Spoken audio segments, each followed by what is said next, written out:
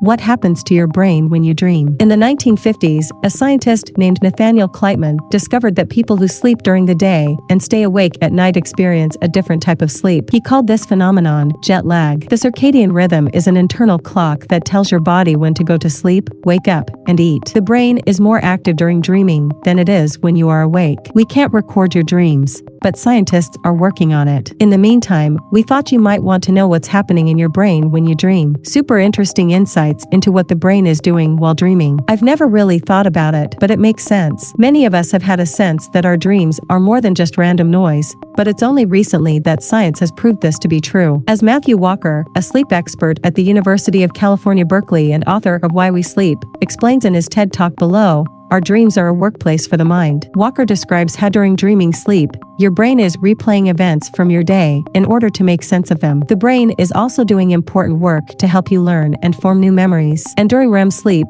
the deep sleep when you're most likely to dream, your brain is busy with what Walker calls housekeeping work, repairing cells and replacing old proteins with new ones.